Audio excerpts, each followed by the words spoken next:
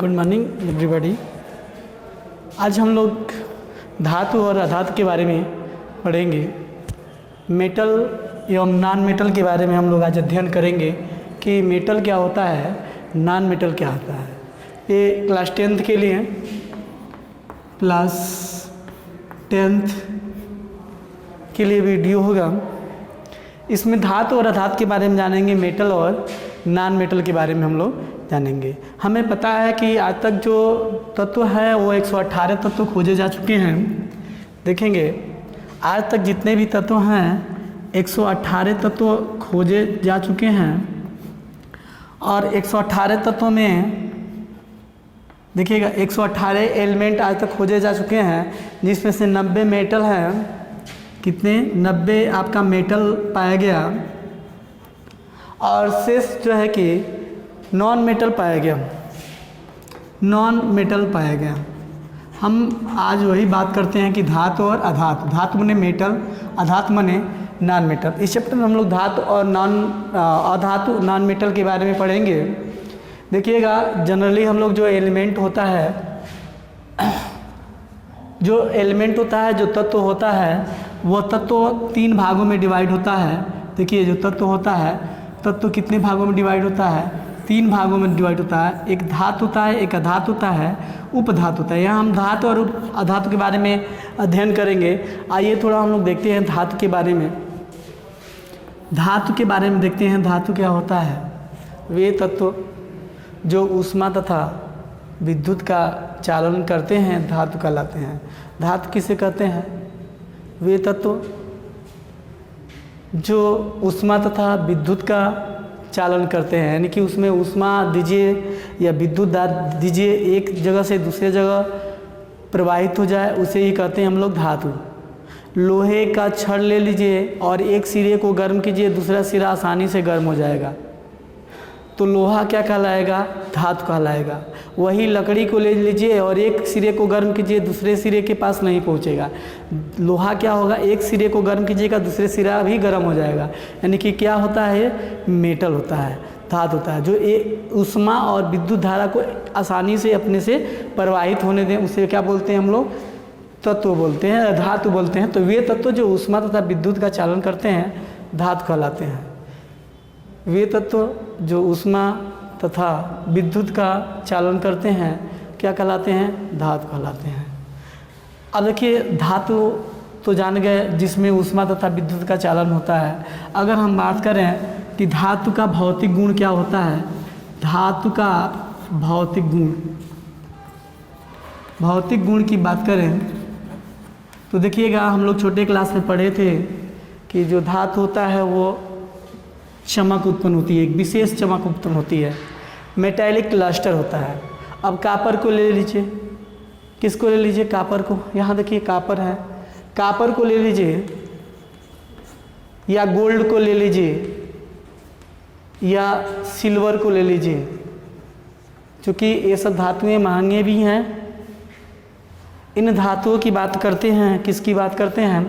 Copper की, Au की और Ag की। कापर का भी बर्तन आप लोग के घर यूज होता होगा। गोल्ड आपके घर की, आप या आपके घर की महिलाएं भी पहनती होंगी। सिल्वर हम लोग तो पढ़े लिखे हैं तो कहते हैं कापर है, Au है और Ag है, लेकिन हम लोग के घर के लोग क्या जब इसको खरीदते हैं तो देख के बता देते हैं कि असली सोना है कि नहीं है। सोनार जब घर आपको सोने का सामान खरीदने के लिए देता है, यानी कि जो हम लोग सजावट के लिए जो सामान होता है, यानी कि श्रृंगार के लिए जो सोना बना होता है, महिलाएं आसानी से पहचान लेती हैं कि ये सोना है या नकली सोना है। यानी कि कैसे पहचानती है? उनकी एक विशेष चमक होती है। ऐसे तो ना वजन से पहचान लेंगे कि कितना वजन से ये सोना होगा, नहीं, उसकी विशेष एक चमक होती है। जितने भी धातु होते हैं उनकी विशेष चमक होती है, चाहे कापर हो, चाहे Au हो, चाहे Ag हो, सिल्वर हो। सिल्वर की बर्तनें आती हैं, कापर की बर्तनें आती हैं। देखते भर में बता देंगे कि कापर का तार है या कापर का बर्तन है या सिल्वर का बर्तन है, देखते भर में बताते हैं। यानी कि उसके चमक के कारण हम लोग क्लियर करते हैं कि धातु है और कौन सा धातु है, ये भी बता देते हैं। देखिएगा आयोडीन भी धातु है, ग्रेफाइट भी धातु है, दोनों धातु हैं। लेकिन ये आयोडीन और ग्रेफाइट अधातु हैं। क्या हैं? आयोडीन और ग्रेफाइट अधातु हैं, ये चमकते हैं। अपवाद है, अधातु हैं लेकिन क्या करते हैं? चमकते हैं, चमकते हैं। तो आयोडीन और कार्बन ऐसे एक अधातु हैं जो चमकते हैं। आप ये नहीं समझिएगा सारे अधातु चमकते नहीं हैं। आयोडीन और ग्रेफाइट भी क्या होते हैं? चमकते हैं, लेकिन धातु नहीं होते हैं। एक दूसरा गुण होता है electrical and thermal conductivity. Electrical and thermal conductivity ये दूसरा है। तो इसका मतलब क्या है? इलेक्ट्रिकल एंड थर्मल, विद्युत एवं ऊष्मीय सुचालक। अब देखिएगा, जितने भी धातु होते हैं, धातु में सुगमता से विद्युत तथा ऊष्मा को अपने से होकर प्रवाहित होने देते हैं। देखेंगे इलेक्ट्रिकल एंड थर्मल कंडक्टिविटी, धातु में सुगमता से विद्युत तथा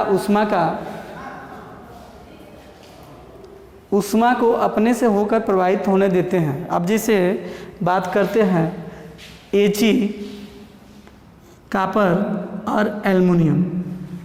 किसकी बात करते हैं? Ag, कॉपर, सिल्वर, यानी कि विद्युत का संचालन में बात करते हैं सिल्वर, कॉपर और एल्युमिनियम।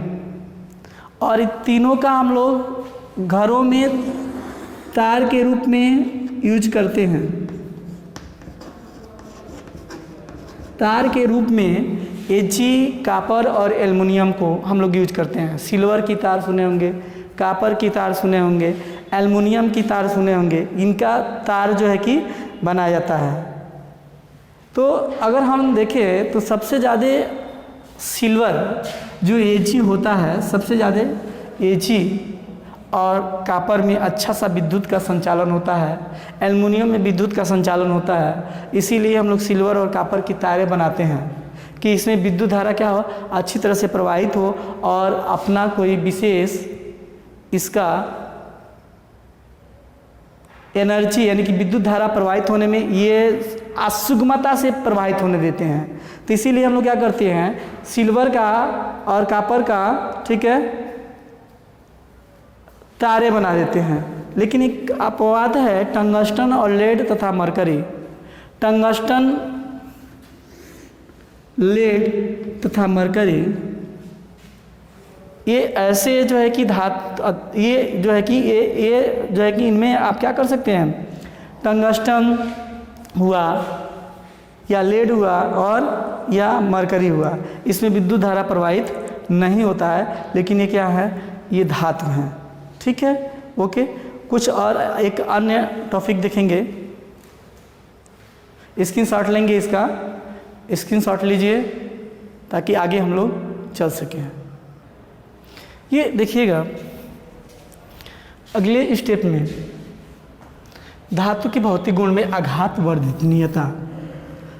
जितने धातु होते हैं, धातु को पीटकर आप पतली चादर में परिवर्तित कर सकते हैं। जितने भी धातु होते हैं उनको पीटकर क्या कर सकते हैं, आप पतली चादर में परिवर्तित कर सकते हैं और इसको कहते हैं आघात वर्धनीयता। तो आघात वर्ध पीटकर धातु को पतली चादर में। अब देखिए Ag और Au है, सिल्वर है और गोल्ड है। गोल्ड को तो आप इतने 0.00 mm कम मोटाई से भी आप पतली चादर में परिवर्तित कर सकते हैं। और एल्युमिनियम का प्रयोग, फॉइल्स का प्रयोग, डिब्बा जैसे आप बिस्कुट वगैरह आता है, चॉकलेट वगैरह आता है, तो उसमें एल्युमिनियम का फॉइल लगाया जाता है। फॉइल लगाया जाता है खाद्य पदार्थ, मतलब उसको सुरक्षित रखने के लिए।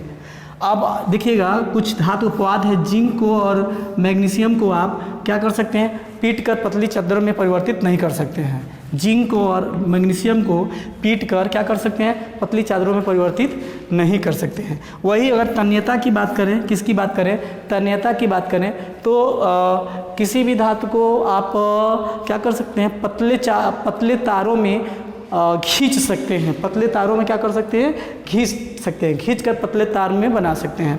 और हम बात करें कठोरता की बात करें तो एल्युमिनियम, कॉपर और Fe ये सब मैक्सिमम जो धातु होते हैं कठोर होते हैं, जैसे एल्युमिनियम और कॉपर Fe है, कठोर होते हैं, लेकिन यानी कि कह सकते हैं सॉलिड में, रूम टेम्परेचर पे सॉलिड फॉर्म में होते हैं और कठोर होते हैं। लेकिन इसी में सोडियम और पोटेशियम ऐसे धातु हैं, मृत धातु हैं जिसे आप चाकू से काट सकते हैं। यानी कि कठोरता में सभी धातु कठोर होते हैं, लेकिन सोडियम और पोटेशियम को क्या कर सकते हैं आप, एक मृदु धातु होते हैं जिसे चाकू से आप काट सकते हैं। स्क्रीनशॉट लेंगे इसका, फिर हम लोग आगे थोड़ा पढ़ते हैं। तो देखेंगे भौतिक गुण, धातु के भौतिक गुण में मेल्टिंग पॉइंट, बॉइलिंग पॉइंट के बारे में बात करेंगे।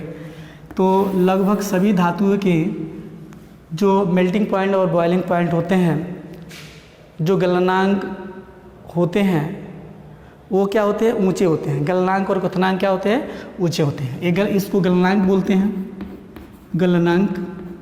मेल्टिंग पॉइंट को इसको क्वथनांक बोलते हैं। तो मैक्सिमम देखा गया है कि धातुओं के जो गलनांक होते हैं, मेल्टिंग पॉइंट होते हैं और क्वथनांक होते हैं, वो ऊंचे लेवल के होते हैं। जैसे आप देखिए एग्जाम्पल Fe का 1535 डिग्री सेल्सियस, कॉपर का 1038 डिग्री सेल्सियस, वही सोडियम पोटेशियम का जो है 98 डिग्री सेल्सियस और 64 डिग्री सेल्सियस टेम्परेचर होता है।